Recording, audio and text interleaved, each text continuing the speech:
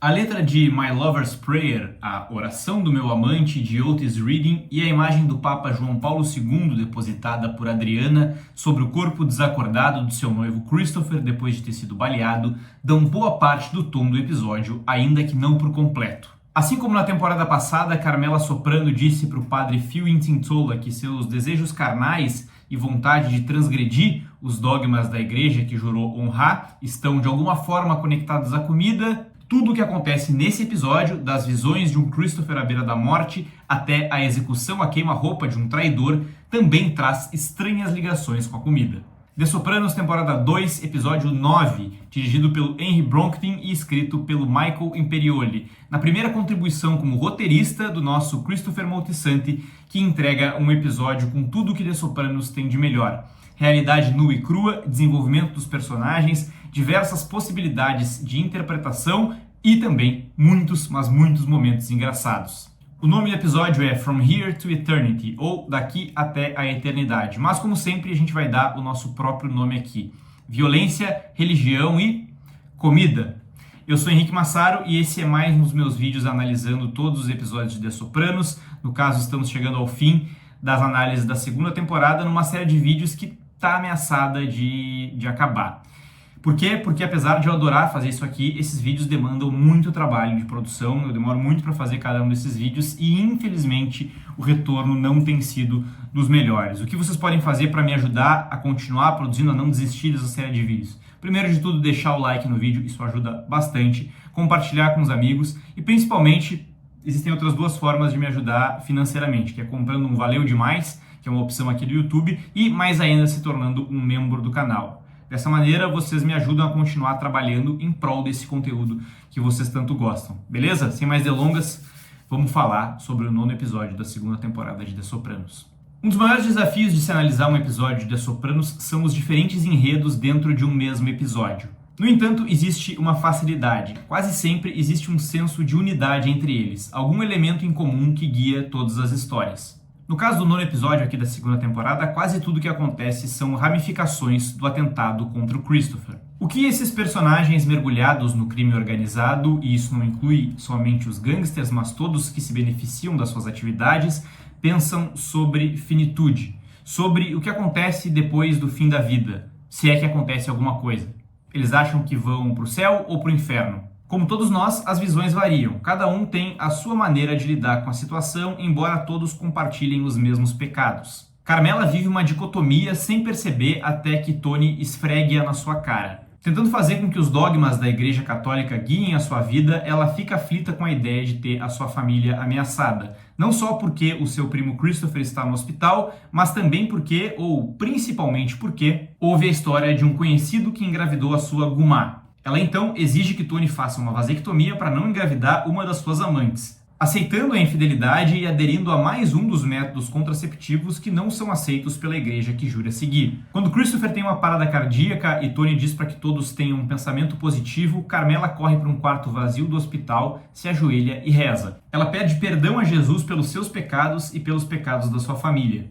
Escolhemos essa vida sabendo das consequências, ela diz, pedindo misericórdia por Christopher enquanto a câmera nos mostra ele sendo operado, não por acaso num plongé, o chamado ponto de vista de Deus. Segundo Karl Marx, a religião é o ópio do povo, uma forma de anestesiar as suas dores. Para Carmela, ela opera exatamente dessa forma. Já para Christopher, o ópio é o ópio mesmo. Enquanto os dois conversam e ele decepciona a prima ao revelar que no 1 minuto em que esteve tecnicamente morto não viu Jesus Cristo e sim o inferno, a reação dela, embora assustada, é dizer para ele que use essa experiência para se arrepender, rezar e rezar. Já a reação dele é apertar mais e mais o botão do dispositivo que libera morfina. O sonho, o delírio ou até mesmo a experiência espiritual que Christopher teve durante o 1 minuto em que seu coração parou causa diferentes sentimentos em quem ouve o relato. Segundo Christopher, ele esteve no inferno, e o inferno é um bar irlandês durante o St. Patrick's Day. O que, além de engraçado, é bastante simbólico para italo-americanos, um povo com rixas históricas com os irlandeses que já estavam na América quando eles chegaram. O segurança que guardava as portas do inferno lhe disse que era para lá que ele iria quando morresse. Lá também estavam seu pai, Brendan Filoni e Mike Palmice, que mandou um recado.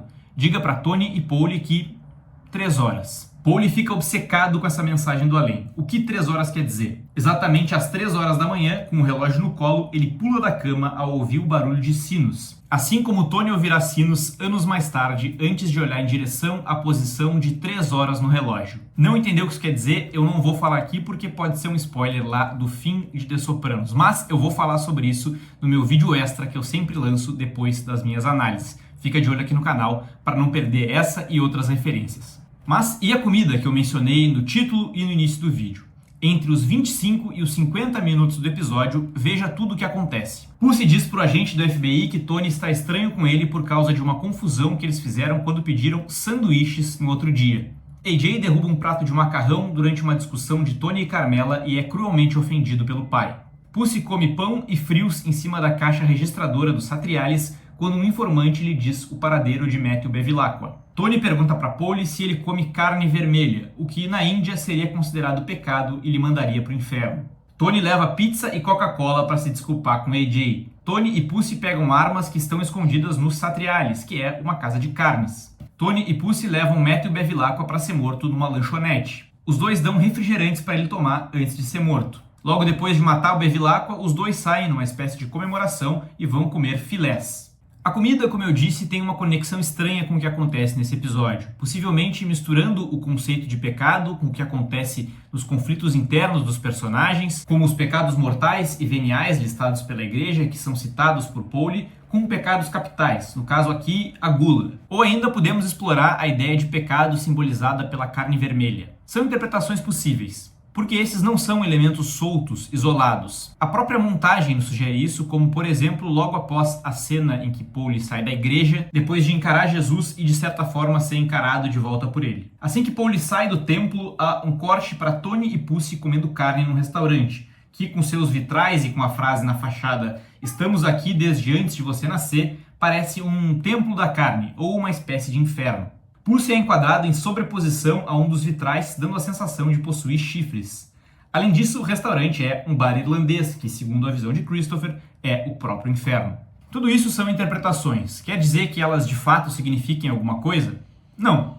Para Tony, por exemplo, não significam nada, como ele mesmo diz. Nesse episódio, Tony é a pessoa mais terrena de todas. Ele sequer se abala com o relato do sobrinho e não tem medo de ir pro inferno. Para alguém como Tony, a experiência na Terra é tudo o que importa. Sua única crença é na história que conta para si mesmo todo dia, que é descendente de um povo trazido para os Estados Unidos para enriquecer as pessoas que lá estavam e que decidiu fazer as próprias regras. Tony é um soldado que mata porque precisa, não por prazer. Pela sua linha de raciocínio, nem a sua escolha deliberada de participar da execução de Matthew Bevilacqua lhe mandaria para o inferno, já que o homem que atirou no seu sobrinho também é um soldado nessa guerra imaginária da qual aceitou participar, sabendo dos riscos.